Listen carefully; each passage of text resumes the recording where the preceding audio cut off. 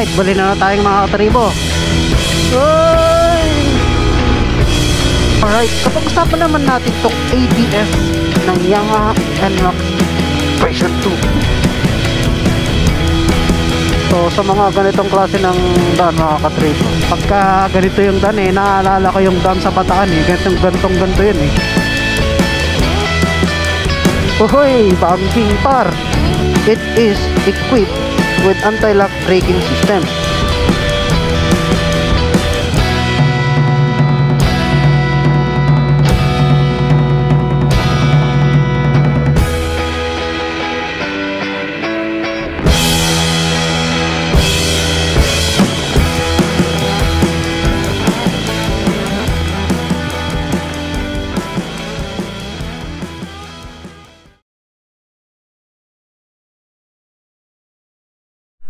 Alright, so pag-usapan naman natin tong ABS ng Yamaha NMAX version 2. Let's go! So marami siguro sa inyo ang mayroong motor kung kagaya natin, which is itong Yamaha NMAX 155 version 2 ABS. Ayan, so kung makikita nyo naman dyan ay ABS. At ito ay keyless. Ayan. At ito ay may tinatawag nating traction control. So for today's video mga katribo, hihimay-himayin natin yung mga bagay-bagay na hindi nyo pa alam patungkol sa ABS. Tara. So ngayon ay pupunta kami ni Commander sa marami kaming lakad.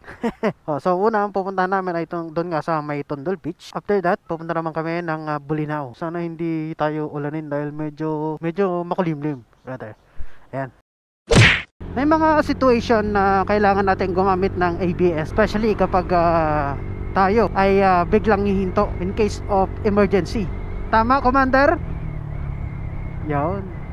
Doon sa last vlog kasi natin hindi ka naririnig medyo mahina yata yung comms ko nun. Tama. Siyempre kailangan din natin ng iyong opinion dahil ako isang mabuting asawa at kailangan kong humingi palagi ng iyong opinion. Aray ko! Aray ko! Parang totoo ba? Kailangan na muna nating magpagas dahil medyo malayo-layo ang ating lalakbayin for today's video. Sana nga wala tayong masyadong kasabay ngayon dahil nang binablog namin tong vlog na to mga katribo ay holiday. I mean long weekend. Dahil bukas Monday ay holiday pa rin. At doon sa pupuntahan namin, doon nga sa Bolinao ay maraming mga turista. We hope so. Medyo mainit. Tapos kung titignan mo yung kalingitan medyo maulap. Kung tatanungin niyo ako mga katribo kung may pagkakaiba ba yung motor na may ABS at wala, uy shish, Kimco, ay malaki mga katribo. Dahil kapag ang motor ay walang ABS, nakadepende ito sa driver or sa rider. Malaki kasi ang chance na ito ay magi-skid o kaya naman hindi magiging equal yung takbo niya sa harapan na gulong na minsan or madalas ay nagkokos nga ng aksidente. So kung magre-research kayo mga katribo, magsasaliksik kayo, ay talagang malaki ang pagkakaiba. At nga yun nga ang isa sa mga nagiging factor kung bakit nagiging mahal ang isang motor, dahil kung ito ay ABS version. Test na rin natin yung gas consumption nitong motor. Currently ang fuel economy natin ay 47 kilometers. Daming riders. Kanina may nakasalubong pa kaming grupo ng mga sniper. Dami. Sinusulit talaga nila yung long weekend. Kami tamang chill lang ba. Natoyan, Mandisal, ni Mang, Nonong. So kung papansinin nyo mga katribo yung mga motor sa daan, halos 70% ay walang ABS. So yung may ABS na motor, makikita lang natin yan sa ADB, NMAX, yung Aerox na version 2. Ay di, pala version 1 din pala, yung S version. Sa mga 150 na scooter, maging sa sniper din pala mga katribo, mayroon na rin pala. So nagiging norm na rin yung ABS sa mga motor. 70% ay 30% ng mga motor na nakikita nyo bawat araw may ABS na. So kumbaga dati hindi lang naman mga high-end na motor or big bike ang meron, pero sa panahon natin ngayon pati yung mga small displacement meron na rin mga ABS yan. Eto on the way na tayo sa Anda mga katribo, dun sa may Tondol. Pero hindi tayo actually pupunta dun sa Tondol dahil lang target natin is dun sa Patar or dun mismo sa Bolinao. Tara. Welcome to Bani mga katribo. Dito tayo sa Bani. Alright. At nakarating na rin tayo sa may bayan ng Bani mga katribo. At yan nga, para dun sa mga turista na gustong pumunta dito nga sa may Bolinao, madadaanan nyo muna itong Bani. Siguro mga nasa 30 kilometers pa ito mula dun sa mismong Patar Beach sa may Bolinao. Tapos ang daan nito, usually kapag galing ka ng Maynila o norte ay kakanan ka dito. Dahil kung dadiretsuhin mo naman yung kaliwa ay mapupunta ka naman ng Agno. Ayan, dito ka sa kanan pupunta mga katribo. Dire-diretso na to. Pero kung gusto mo naman pumunta ng Tondol, meron kang iskinita na papasukan. Pakanan naman yun. Mamaya papakita ko sa inyo. Balik tayo dun sa pinag-usapan natin mga katribo, which is yun nga, yung ABS, Anti-Lock Braking System. Base sa understanding ko mga katribo, ang anti-lock braking system ay it prevents the brake para mag-lock. Kasi yun yung nagiging common na nagiging dahilan kung bakit maraming nadidisgrasya or maraming mga nag-i-slide na motor. This because nag-i-slide yung or tag nito,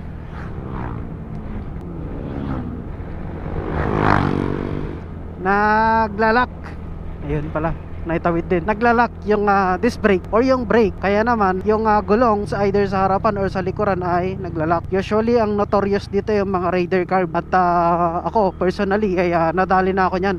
That time kasi mayroong biglang sumulpot sa kanan ko. Then suddenly napa-brake ako ng malakas. At yun na nga, dumulas yung gulong ko sa harapan. Nag-cause na siya ng disbalance sa motor at hindi ko na nabalance yung motor. Kaya naman nagdire-diretso na ako. Slide, 'di ba? Gastos, malala. Aray ko. Ngayon, nagkaisip sila ng technology kung paano yun mape-prevent. Yan nga yung ABS na invento nila. Isa siyang module or isa siyang machine inside the car or motorcycle na kung saan siya yung nagbibigay ng signal sa brake fluid papunta sa brake or sa disc brake. So kinakat niya yung brake fluid para hindi diretso yung paglipat ng brake fluid dun sa ating brake pad. So parang ang nangyayari is parang alam mo yun, kung preno ko to, alam mo yung open and close lang ng preno ang ginagawa niya, parang ganito, open, close, pero mabilis siya, mabilis yung tag nito, yung mechanism na yon. Kaya kapag bine-brake mo, kapag kumagat yung ABS mga katribo, magkakaroon ng resistance dito sa caliper or dito sa lever. Kaya pati sa sasakyan mga katribo, natry ko na rin yon. Kapag naapakan mo or napihit mo itong brake lever ng mabilis or ng biglaan, magkakaroon ng resistance. Akala mo yung feeling na parang nag-skid ka pero hindi, parang tsaka may resistance siya, lumalaban yung brake lever o kaya naman yung brake pedal, lumalaban. Ganun ang epekto ng ABS. Tagal mo par. Dito na tayo sa may zigzag. Nandawin na to ng zigzag mga katribo. And mabilis na lang yung biyahe. Ganito yung daan naalala ko yung daan sa Bataan ganto yun Pero sa Bataan mga katribo, 3 lane siya bawat side. So 6 yung lane. Tapos ganito siya, alon-alon, akyat baba, ganun. Tapos straight siya, sobrang habang straight. Nakakamiss kang pumunta ng Bataan Kailan kaya tayo magbabataan, mahal ko? Kailan kaya tayo magbabataan ka ko? Dito mga katribo, kapag pupunta kayo ng Bolinao ay may matadaanan kayong bangkingan. Dito nga sa may Chep, diba? Uy, NMAX B3. Hindi tayo pwedeng bumangking dahil may dala-dala si Commander. Naririnig nyo ba yung JBT pipe natin? Hindi ko na muna papatayin yung camera para makita niya yung dadaanan natin. Ito yung unang liko.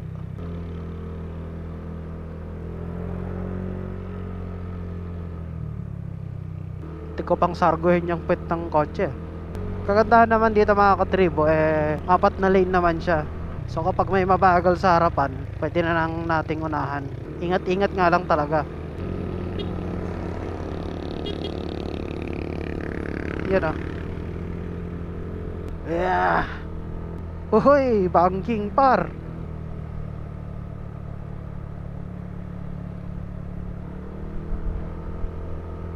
Kapag madulas ang daan mga katribo or kaya naman umulan, huwag nyo masyadong babakbakin tong daan na ito dahil aspalto ito. At alam naman natin kapag hindi makapit yung gulong mo ay kahit may ABS ang iyong motor ay malaki ang tendency na ikaw ay mag-slide pa rin dahil sa sobrang dulas ng mga daan dito. Ito nyo ba yan? Parang little bagyo ng Bolinao, I mean ng Bani, no? Napakaganda dyan par. Wala na, last na yon. Hirap na hirap yung tricycle, ma-overtake ko. Bang!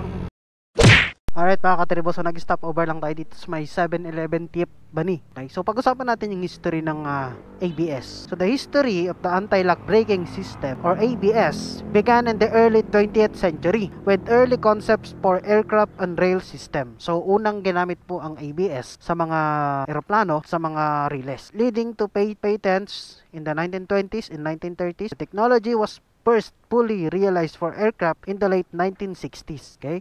Then the modern automotive ABS emerging in the 1970s, notably with Mercedes-Benz and Bosch in 1978. So ang company ng motor vehicle na gumamit po ng ABS sa mga sasakyan ay ang Mercedes-Benz at ang Bosch noong taong 1978 and becoming standard in new vehicles in the US by 2012. So yung mga sasakyan po na nagawa or na manufacture before 2012, yung iba doon ay wala pang ABS. Pero yung 2012 onwards ay may ABS na. So yun yung history ng ABS. Okay? Ngayon, pag-usapan naman natin yung common issue, okay, ng Yamaha NMAX B2, since ito yung pinag-uusapan natin ngayon. Common issues with the Yamaha NMAX B2 ABS system include permanently lit ABS warning light and no speedometer or reduced acceleration. Okay, so yun yung isa sa mga naging common issues ng ABS. So yung palaging dito sa dashboard mga katribo ay laging naka-on tapos hindi nare-read yung speed or may problema sa speedometer. Ano na si commander natin. Another, nagiging cause din siya ng pag-reduce ng acceleration or yung power. At ayun, balikan natin mamaya dahil tayo ay lalarga ulit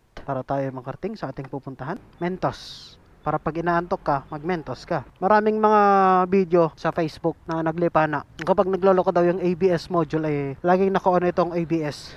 Diba? Kasi sa normal na basis mga katribo, ang ABS po, nag-iilaw lang siya kapag nakahinto yung motor. Pero mamaya tingnan nyo. After ng ilang metro, kusa rin itong mawawala. Okay na?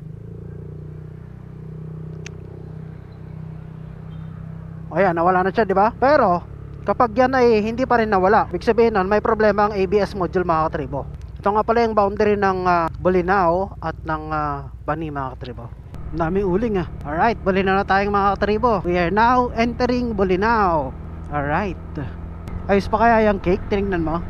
Hindi ko alam kung bakit naapektuhan ng ABS module itong speedometer. Siguro somehow may mga connected na wires yung ABS module dito sa ating speedo. Kaya para sa mga NMAX B2, kapag faulty na yung ABS module ay naapektuhan na rin yung speedometer or hindi na nababasa yung speed.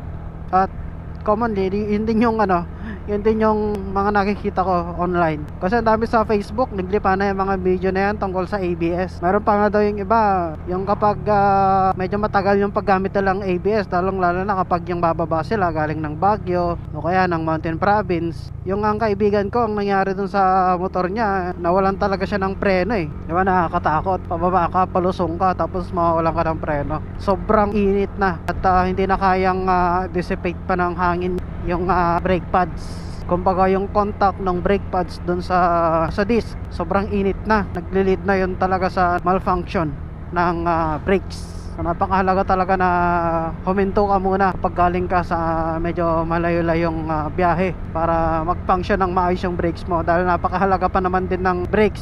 Mahalaga yung ginagampanan niyang papel sa overall na riding experience natin. So dapat hindi talaga natin siya ibabaliwala. Paulan na, medyo umuulan na. Nararamdaman ka na yung lamig dito. Sana wag umulan, beb. GG talaga, pars. Pero hindi yan, sana.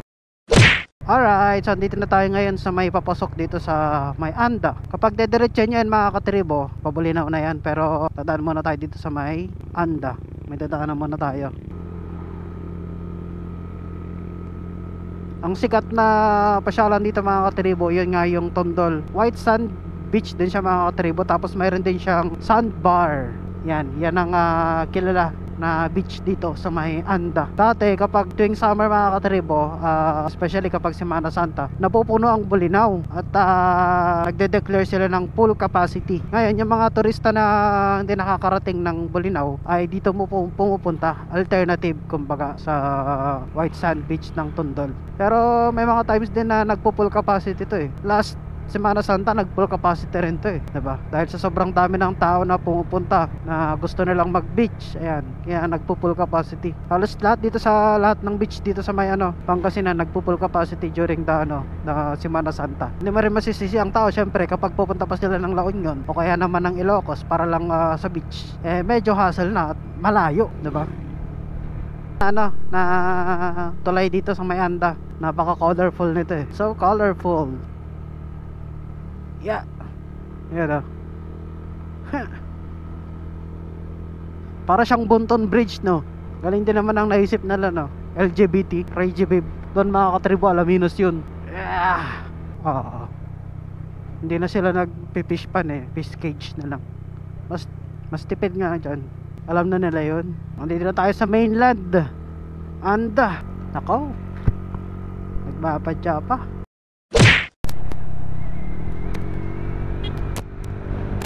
Alright. So papunta na tayo ngayon ng Bulinaw mga katribo. Tapos na yung errands natin dito sa may Tondol. Hindi na tayo nagpunta dun sa beach. Doon na lang tayo magpunta sa beach ng Bolinao. So may kaibigan tayo nag-aantay dyan sa may Tara. Ayan yun. Balikan natin yung pinag-uusapan natin kanina mga katribo. So ang topic natin ay patungkol nga dun sa ABS. Maganda ba o pangit ang magkaroon ng ABS? Banggitin ko na rin pala dito mga katribo na yung ABS ay mini-maintain din siya mga katribo. So mini-maintain siya. So palagian ang pag-maintain dito dahil mayroon nga tong brake fluid.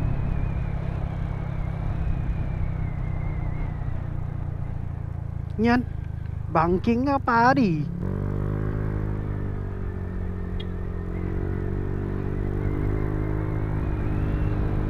Grabe na mga pag-banking yun. Kita mo ba yan, Beb? Nakita mo yung mga banking? Walang kahirap-hirap sa biyahe. So yan, nakakatulong po ang ABS mga katribo kapag yung daan hindi makabisado, slippery, may mga unconditioned na mga surfaces, tsaka kung ano-ano pa, basta mga discomfort sa daan or sa kalsada, mga lubak, at kailangan mo ng sudden brake. Napakalaki ang ambag ng ABS sa mga ganong klase ng sitwasyon. Kaya hindi na rin natin masisisi na yung mga big bike especially is mayroon silang mga ABS na kung tawagin, gaya ng mayroon dito sa motor natin. Mabigat yung big bike, alam na natin yan, weighing 180, 200 kg, ganyan. So sobrang bigat talaga, meaning kailangan niya ng extra stopping power. At syempre kapag ang stopping power ng big bike ay walang ABS, malaki ang tendency na ito ay mag-skid, dudulas yung kalsada or dudulas yung gulong. Ang tendency nun sa bigat ng big bike, syempre matutumba, diba? Kakalat sa daan. Aray ko, gastos malala. Aray ko. Maging sa sasakyan din, ABS, napakahalaga. Ang role naman ng ABS sa mga 4 wheels, syempre limited lang naman ng vision ng mga driver. At may mga pagkakataon na may mga sumisingit, may mga pagkakataon na may biglang hihinto sa kanilang harapan. Meaning, kailangan ng ABS para makahinto ng maayos o makahinto ng agaran ang isang sasakyan.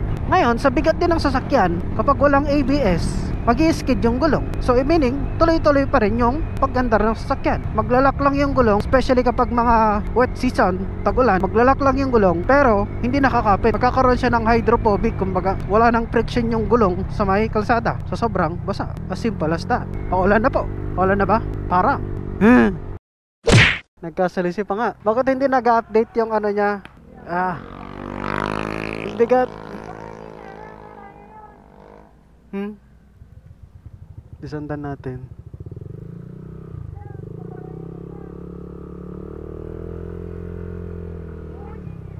Alam niya. Saan ka ba pupunta? Basta ka? Saan ka ba pupunta? Tara. Sige, una ka. Sunod kami. Sige. Bulinaw. Oy, kaya niya na. Oy. Basta wag mo lang labanan yung ano ng motor. Bakit? Marami dito. Oo. Marami dito. Marami dito.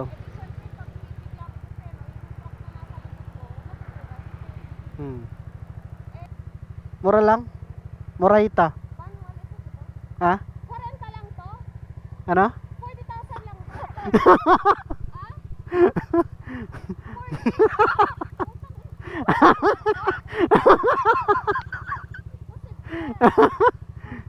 Dapat may ganito ka para nag-uusap tayo. Ano? Hindi, matik. Yung bago. Yung bago yun. Matik pa rin yun sa gear lang ano. Sige, una ka na, tapos sundan ka namin.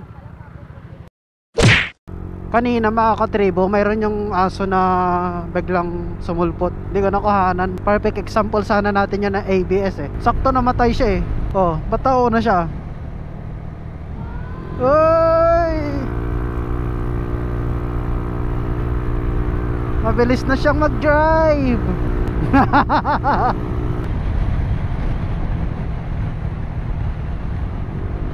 70, pwede na ito mag-loan yun. Na-hesitate lang yan, syempre ano siya eh, new rider. Bakit lagi nakaganon yung payo dun sa ano? Nakakangalay kaya yan. Uy, uma-overtake sa kanan ah. Hataw pala to eh. Dito na ba yung kalahati mo?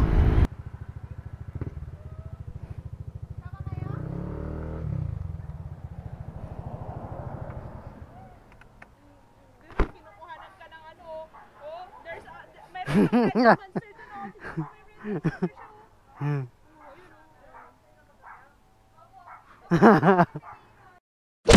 Alright, so tayo ay nasa Bolinao na mga katrib.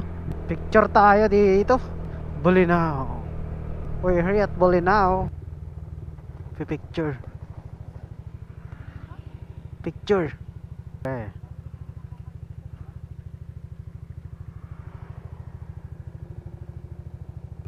Ayan na, Bolinao na. Dito nga pala sa Bolinao mga katribo, mayroon na silang McDo. Ayan o, McDonald's.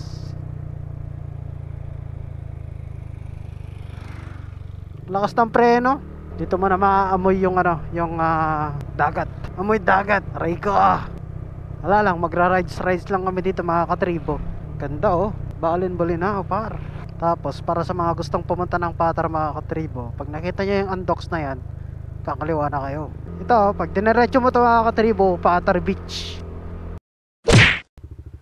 Alright, so ito na. Pauwi na kami at medyo inalan tayo mga katribo. Grabe to, subukan natin yung ano natin ngayon, ABS, kung talagang gumagana ba. Ay medyo maulan tong ating ride pauwi mga katribo. So sa mga ganitong klase ng daan mga katribo, kunyari ganyan, may sasakyan sa harapan, so, kailangan mong mag-brake dahil gusto mo siyang iwasan. Syempre magagamit mo yung ABS. Kita nyo naman yung daan mga katribo. Kita naman siguro dyan sa camera natin na bako-bako, may mga tubig. So siguro ititigil ko na lang muna dito yung vlog natin mga katribo. At tutuloy na lang natin sa mga susunod na araw. Alright? Ayos ba yun? Let's go!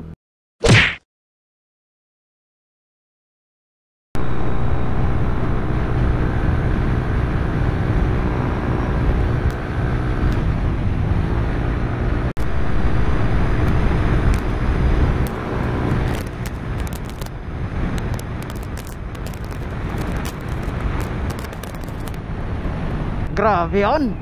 Sinubukan nating patayin yung traction control mga katribo. May bigay ng makina yung full potential niya. Subukan natin mag top speed dito. Top speed.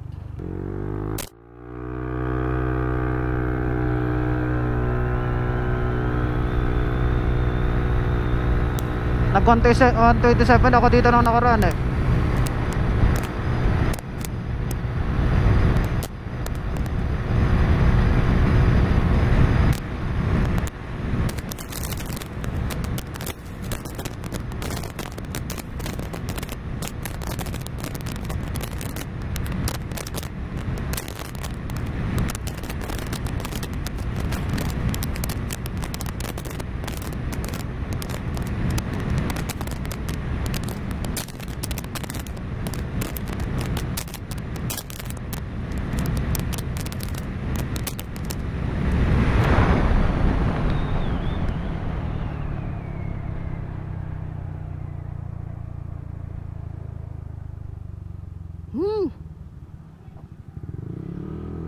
Tindi yun, sir. So ituloy natin yung topic natin patungkol sa ABS mga katribo, ano. Ito na yung the day after. I mean the week after pala. Or the days after nung vlog natin na yun. Kasi medyo inalan tayo kung mapapansin ninyo. So maliban doon sa mga nabanggit natin mga katribo, when it comes to ABS, napaka helpful talaga niya when it comes to stopping power, braking your motorcycle, diba? Hindi mo naman may pagkakaila na magandang nagiging epekto kapag may ABS ang iyong motor. Kunyari, yung nasa harapan natin, that is Honda Click. Hindi ko alam kung 150 or 125 yan. Yan ay may combi brake system na kung saan pag nag-brake ka sa harapan 100%, tapos sa likuran is 30%, diba? So mayroon din siyang braking system na hindi naman natin may pagkakaila na maganda rin naman yan. Pero unlike the ABS, when it comes to sudden brake, talagang okay na okay siya mga katribo. So wala tayong masasabi dyan. And naman talaga ang ABS pagdating sa mga ganong klase ng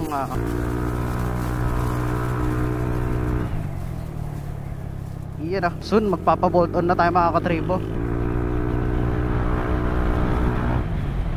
Sheesh! Papabolt on na tayo soon mga katribo. So excited na rin ako. Mag-review tayo mamaya tungkol dun sa ABS mga katribo. So yan. So kaya ka nga nandito mga katribo para malaman kung ano nga ba yung patungkol sa ABS mga katribo. So may mga common issues ako dito. So syempre hindi lang naman tayo dito puro describe o puro description or tungkol saan ba yung ABS. Syempre kailangan nyo ding malaman. Nung nakaraan na mga katribo, may mga nabanggit na rin akong mga common issues ng ABS. Pero dito i-detailed natin siya. Okay? So medyo marami ito. Tingnan nyo naman, medyo marami yan. So basahin natin then explain natin isa-isa. So common issues with the Yamaha NMAX B2 ABS include the permanently lit ABS warning light, a no speedometer or reduced acceleration often caused by faulty speed, ABS sensors, problems with the wirings of ABS module, or even issues with the voltage regulator or rectifier. So itong bagay na ito ay more on sa electrical. Okay? So may mga ang alam ko dito nagkakaroon ng malfunction yung ABS module, even yung mga wirings niya. Diagnosis typically involve using a diagnostic tool to read fault code and performing visual inspections of the sensors and wiring. So para malaman nyo kung ano talaga yung pinaka-issues or pinaka-issue ng ABS module, so mas maganda mag-refer kayo sa mekaniko na mayroong scanner. Ayan. Symptoms of ABS or symptoms of NMAX ABS or NMAX B2 ABS issue. Sabi dito, yun nga yung nabanggit natin, laging naka-on yung ABS. Ayan, tong ABS, laging naka-on yan. Laging naka-on yung ABS, okay? Usually, or typically, ang ABS mga katribo, kapag nakahinto yung motor, andyan siya. Pero kapag tumakbo ka na ng mga siguro, mga 10 kilometers, mawawala na rin siya. Speedometer does not work. Hindi gumagana tong speedometer. Low acceleration or engine power. Okay, so medyo mahina yung hatap. Then, faulty ABS sensor module. Okay? On a daily basis mga katribo, yung ABS, kapag ginagamit natin siya, diba? Kapag nag-sudden brake tayo or nag-hard brake tayo, may maririnig tayo somewhere dito. Diba? Kasi nandito yung ating ABS module. Okay, the sensor of the wheels monitor their speed. Okay, and if they are damaged, dirty, or disconnected, the system can't get accurate data, triggering the ABS light with potential cause of lack of speed reading. Okay? Wiring problems, ito yung commonly. Kaya nga sabi ni Sir Mel, diba? Mayroon mga anti-rat na mga ini-spray para yung sa loob ng makina ay ma-prevent natin na masira. Okay? Then, ABS module failure, the electronic control unit or ECU that manage the ABS system can fail. Okay? So, yung ABS module natin mga katribo is connected dun sa ating ABS. Ngayon, kapag faulty yung ABS module natin, hindi mariread or hindi magiging accurate yung reading ng ECU natin. Okay? Then, voltage regulator rectifier issues. Ito na yung nagkakaroon ng issue when it comes to fuse, wirings, electricals. Ayan. Okay, now, how to fix those things? Paano ba natin gagamutin or paano ba natin naayos yung mga bagay na yan? First, we are going to use diagnostic tool. Yan ang nabanggit dito. So, gagamit tayo ng scanner para ma-determine natin kung ano or saan nagkukos yung problema. Okay? Inspect sensors and wirings. Okay, so kapag hindi pa rin nakuha doon, buksan mo na yung motor, tignan mo kung may mga nasunog na wirings and so on. Okay, ayusin na rin. Okay? So, itong mga ganitong klase ng motor kasi mga katribo, malaki yung kaha niya, prone ito sa mga hayop na pumapasok. Diba? Kung mapapansin ninyo, may mga pusa na nakakapasok sa motor. Diba? Sa loob ng motor. Okay? Then check the ABS fuse. Okay, so tignan nyo rin kung putol na yung fuse ng ABS. So makikita yung fuse dito pag binaklas nyo to, itong visor. Consider the voltage regulator, rectifier.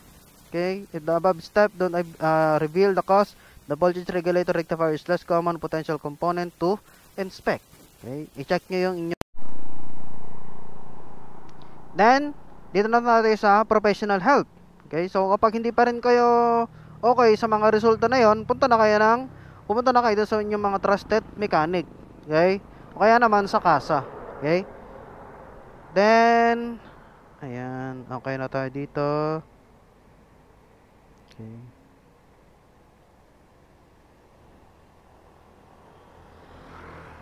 Okay, so kung magsa-search tayo ng specs ng NMAX B2 155. So meron akong nakita dito. So features and technology, doon natin siya makikita doon sa section na 'yon. It is equipped with anti-lock braking system or ABS on both front and rear wheels for enhanced safety and controlled braking. Okay? Enhanced safety. So ibig sabihin, mas malaki yung chance na masa-safe tayo ng motor kasi mayroon siyang ABS and also your controlled braking. Okay? Minsan kasi kapag ang motor ay walang ABS tapos nag-skid na ito, nawawalan na ng balance or na out of control na rin yung rider. Okay? So with the help of ABS, mas magkakaroon ng stability and also control yung rider sa motor. Okay? Then yan. Wala na yata. Okay na yata tayo doon. Yan. So, kung mapapansin niyo mga katribo, nagiging norm na rin yung ABS sa mga motor. Okay? So, hindi na rin ito bago. Hindi na bago tong technology na to. Nasa sa atin na yon kung paano natin i-maintain, 'di ba? Kung paano natin ito gagamitin. Okay? So, hanggang doon lang muna siguro yung masasabi natin sa ABS mga katribo. So, I hope na gustuhan nyo tong video natin na to. At kapag nagustuhan nyo tong video na to mga katribo, ay please leave a comment below kapag nagustuhan nyo. And also, syempre, please like, share, and subscribe. And follow my Facebook page for more. Okay, so marami pa tayong i-upload ng mga bagay-bagay when it comes to the NMAX B2. Okay, because marami tong technology, marami siyang mga added features na kailangan nating isa-isahin at pag-usapan. Kung ano yon, kung ano yung issue, paano mariresolve. Okay? So, hanggang dito na lang muna. Like, share, subscribe, and see you on the next one. Bye-bye.